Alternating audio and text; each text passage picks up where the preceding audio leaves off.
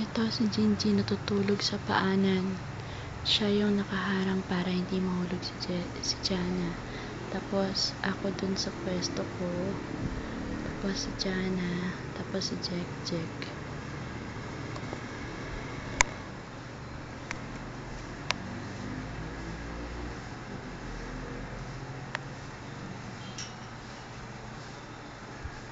Tignan mo si Jana, kamukha mo.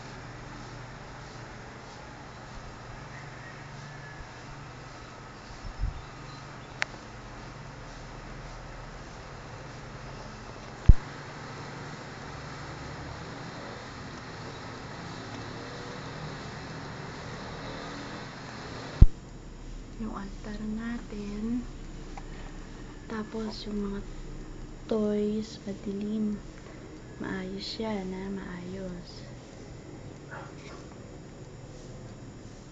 maayos yan.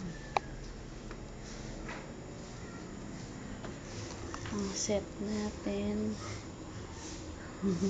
magulo, pinto, computer na palpak, walang CPU, naki-ogi, TV,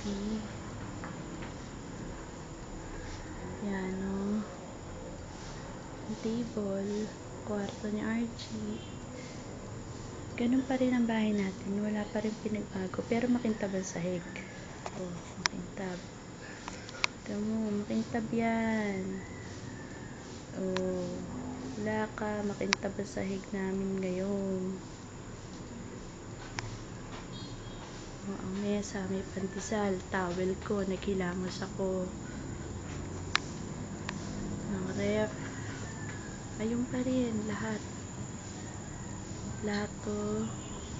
Rice cooker, tubig ni Jana, lababo, lutuan, yan, CR, madilim sa loob, pinto sa labas, yan. Teka, lalabas ako.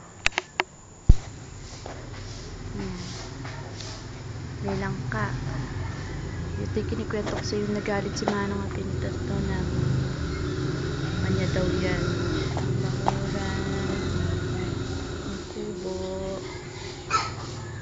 Maayos ang kubo, meron lang mga plastic doon kasi ano yun, di pala damit pala yun.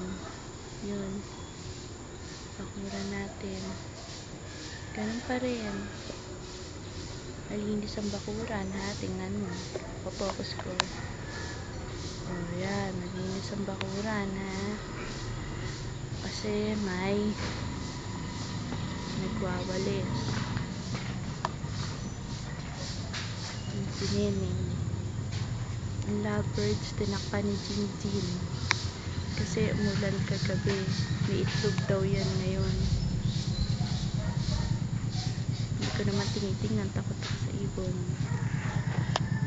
Takot ako dun sa mga sa baboy ni Gemma.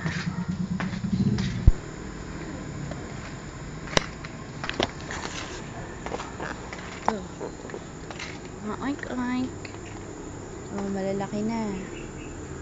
May mabibenta. May dalawang baboy tayo dyan. Tapos, ito pa yung isa.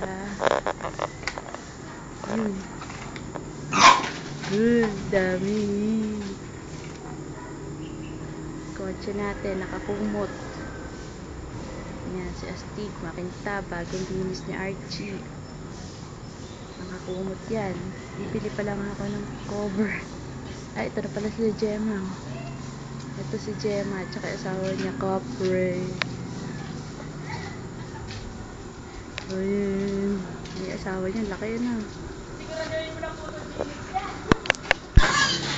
Oh, ito si Gemma. Sexy. Oh, diba? Lupet. Hindi pa naman ako nagbihis. Hanapan mo to ng ano dyan, ha? Penpal. De joke. Ito si Piolo. Lupet. Asawa niya. Teka mo. Na ano yun? Kailangan may tinitingnan.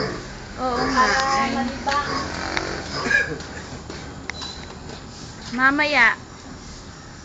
Mamaya po pagpunta ko ng bayan. Ayun. Sige, gutom na oh. Gutom mo oh. Tumatanong pa oh.